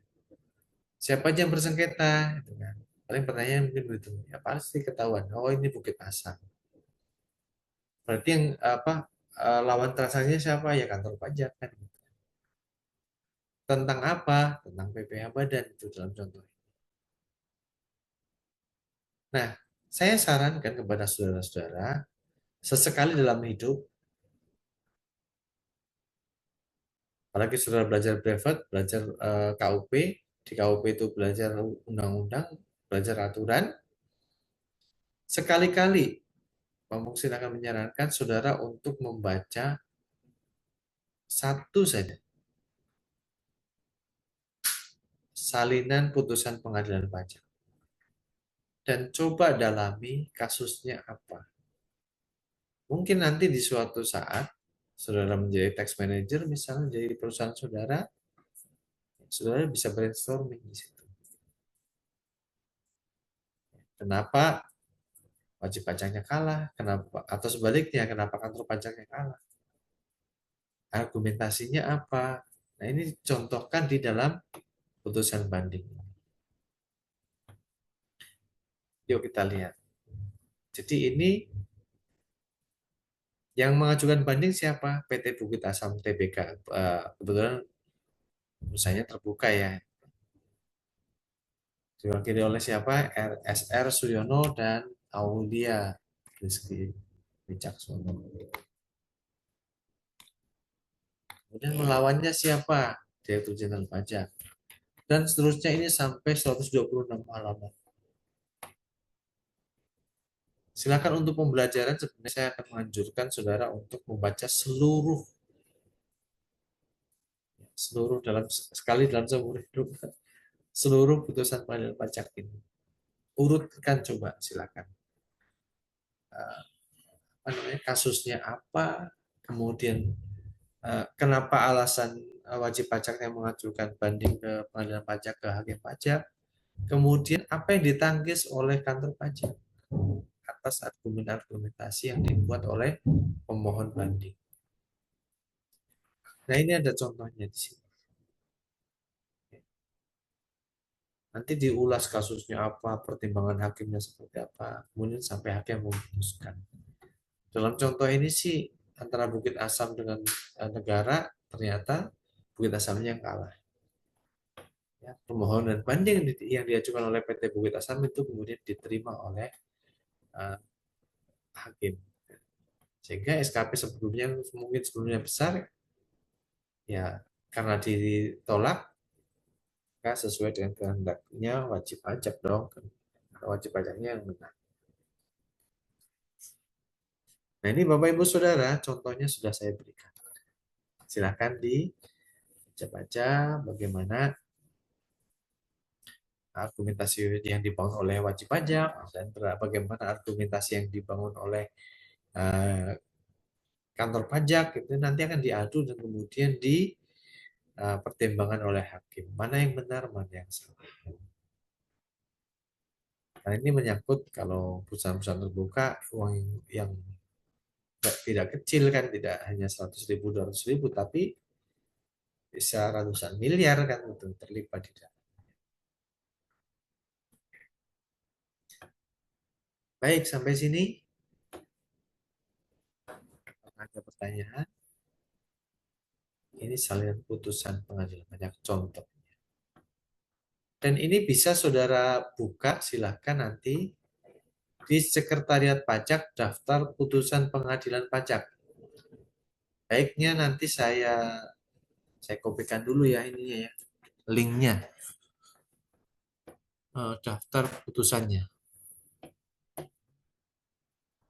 Sehingga di sini ketika saudara membaca putusan pengadilan pajak, saudara juga sudah sambil belajar juga. Belajar dari awal, karena di sini kan juga nanti disebutkan kasusnya apa. Oke, silakan untuk bahan belajar akan saya bagikan di obrolan atau kolom chat, link untuk saudara bisa mendownload ya. Silakan aja buka satu-satu, ambil beberapa contoh kasus, kemudian baca kasusnya, kemudian tarik kesimpulan dari kasus itu kira-kira kenapa wajib pajaknya kalah, kenapa kantor pajak atau sebaliknya kenapa kantor pajak kalah gitu kan. Kenapa yang satu menang, kenapa yang satu kalah. Nah, silakan dipelajari di link tersebut. Sudah terkirim ya? Tampaknya sudah.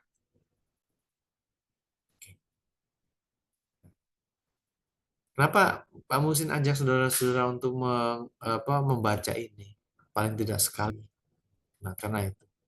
Karena kita akan mempelajari dari seluruh proses awal, fase-fase dalam hak dan kewajiban perpajakan.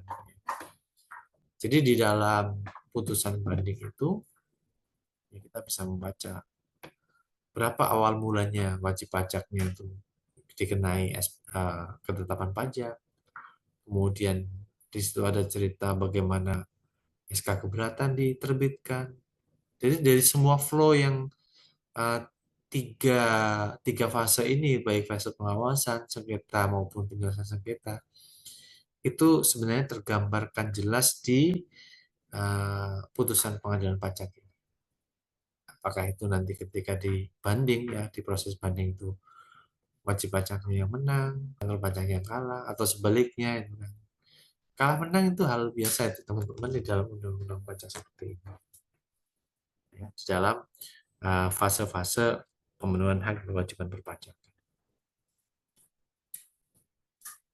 Baik, kita masih ada waktu, silakan 15 menit untuk diskusi, tanya jawab, atau brainstorming yang lain.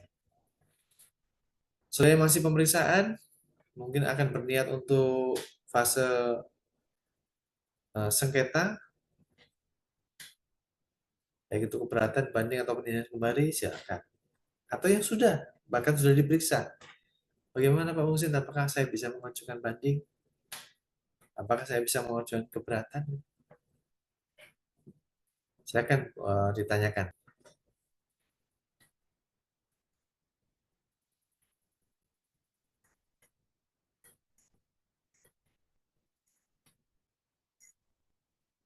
Bagaimana kalau kasih PR ya? Eh, Pertemuan berikutnya sudah membawa resume. Saudara ambillah satu kasus di link yang saya bagikan itu. Silakan pilih itu kan, mana yang disukai. PPh Badan, PPN atau PPh 21, 23, kasusnya apa. Pelajari dari sana.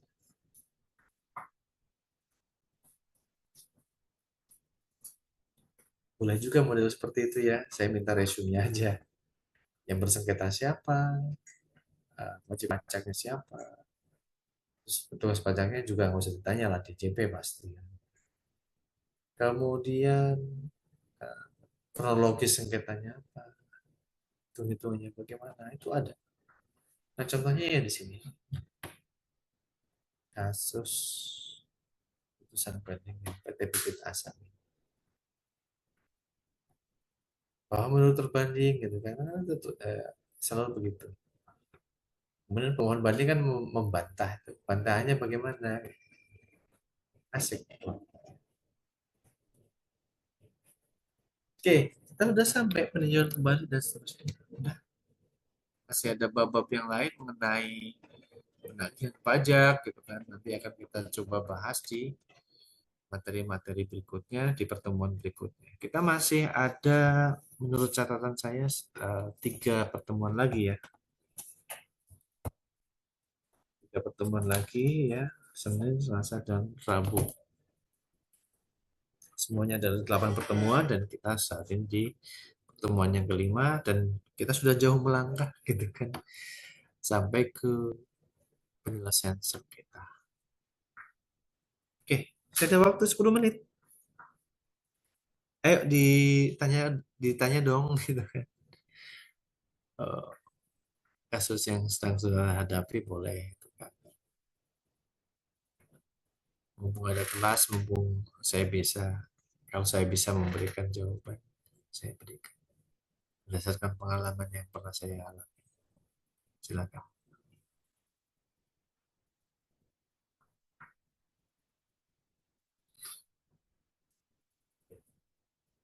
Bagaimana? Jelas ya? Oke, Mas Hasan, halo. Siap. Eh, ini peserta ada berapa semuanya? Menurut daftar 40-an, 40-an kalau nggak salah deh, Pak. berapa? Udah 40 berapa gitu, Pak. 42, 40. 40. Iya. Untuk tugas sebenarnya saya pengen menugasi mereka meresume sengketa-sengketa ini ya, untuk seluruh pesertanya. Ya. Jadi ini kan ada daftar putusan itu, kemudian tadi saya contohkan ada putusan banding PT eh, Bukit Asam itu. Saya ingin teman-teman baca sekali untuk kemudian buatkan resume-nya. Resume kan juga hanya ringkasannya aja sebenarnya itu kan, dari apa dari kasusnya satu putusan ini kan itu. Nah dari situ kan teman-teman bisa belajar juga mengenai sengketanya apa yang sering disengketakan misalnya.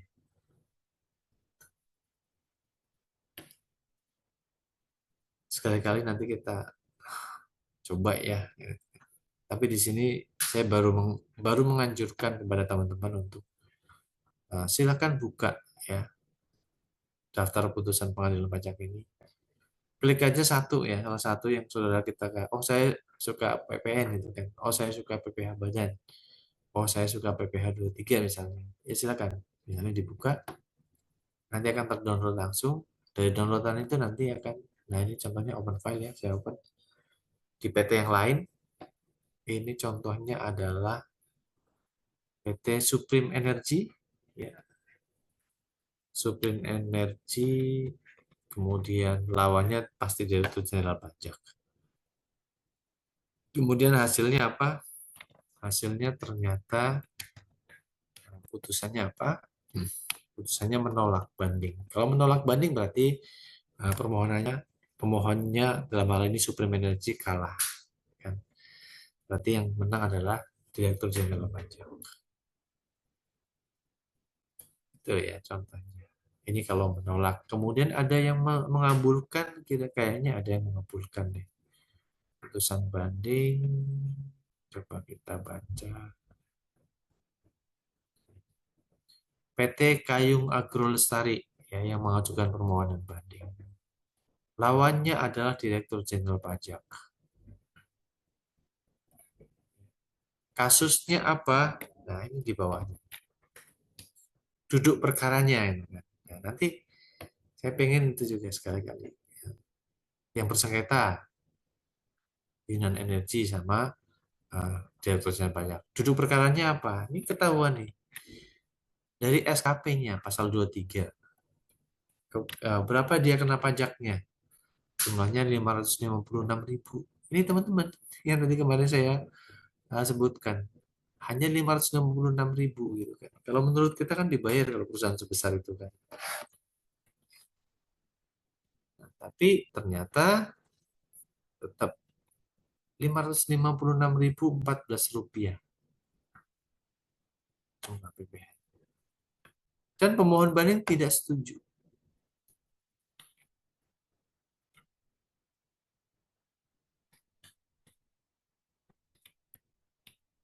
Nah, koreksinya berdasarkan apa? Ya, dibaca.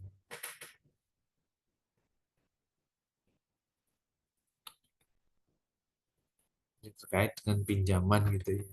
Kemudian pinjamannya itu tidak lazim. Nah, kemudian ternyata di sini putusannya gimana? Ini pertama kali baca ini sudah pusing. Saya juga begitu seperti itu. Tapi sekali-kali, begitu sekali sebuah, nah ini contohnya ini juga mengabulkan seluruhnya Pak. Nanti ketika saudara pernah membaca, pernah memaksakan diri untuk memahami undang apa suatu petikan putusan undang-undang, nanti akan luar biasa hasilnya.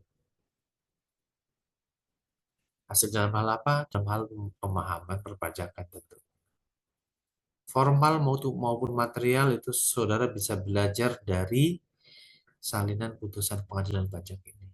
So, makanya Pak Musin sangat menekankan dan sangat merekomendasikan paksakan diri saudara untuk membaca salah satu saja putusan pengadilan pajak secara utuh dari depan sampai belakang sampai mengadili ini. Nggak paham, tenang saja. Ya, ini sama seperti saudara belajar renang atau belajar naik sepeda. Terobos ketakutan-ketakutan itu, saya nggak, wah pusing itu kan apa yang disampaikan Pak Musin itu bahasa-bahasa hukumnya pusing. Nggak apa-apa, dengarkan aja, ikuti aja, gitu ya. Dan ikuti juga saran saya ini untuk membaca putusan ini secara utuh. Saya bebaskan kepada saudara untuk silakan memilih mana yang disukai, mana yang paling pendek juga nggak apa-apa. Ini kebetulan hanya 39 halaman, teman-teman. Silahkan ambil aja yang putusannya PT ini. Ya, Kayung Agrolestari. Atau yang putusan yang panjang sekalian, ini 126 halaman. Yang 500 saja juga pernah ada juga. Ini 126 halaman. Coba aja baca. Dari atas, bawah, koreksinya. Nah, di sini nanti saudara belajar bagaimana argumentasi pemohon bandingnya. Ya kan? Ini kan kesimpulan dan usul pemohon nih di angka 4 ini. Nanti ada kesimpulan dan usul yang di kantor pajak gitu kan. Nah, ini semua fakta-fakta, semua data-data itu tercantum di sini semua. Semua rekaman-rekaman hasil apa namanya? Hasil apa, beberapa persidangan ini juga dimasukkan di sini. Oke.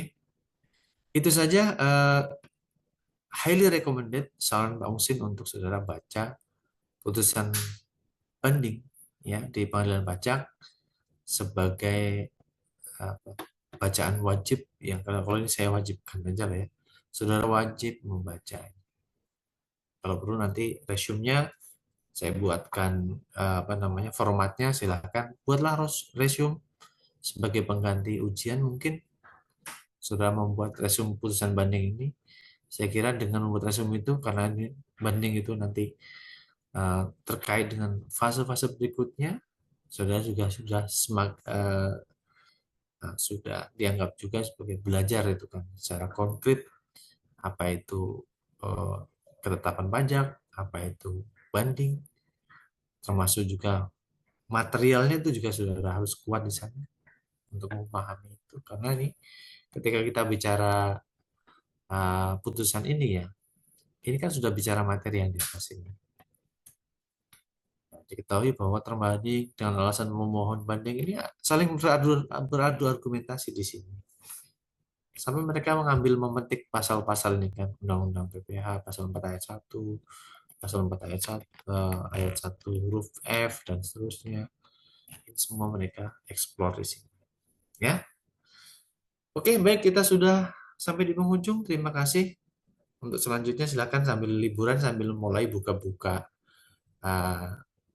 pengadilan pajak, mulai baca-baca untuk mencoba memahami. Dan berikutnya nanti di kelas berikutnya di hari Senin silahkan kalau memang ada yang saudara ingin mengajukan, Pak Muhsin yuk bareng-bareng dibaca yang ini gitu kan. Ada salah satu dari saudara mau mengajukan itu, I will be very appreciate tambahan nilai mungkin bisa Pak Muhsin dapatkan, Pak Muhsin hadiahkan kepada saudara yang mencoba belajar untuk mengomentari atau menanyakan tentang kasus yang dia baca. Ya, baik, terima kasih atas perhatiannya sampai penghujung kursus malam hari ini. Terima kasih. Selanjutnya kita tutup. Selamat malam. Assalamualaikum warahmatullahi wabarakatuh.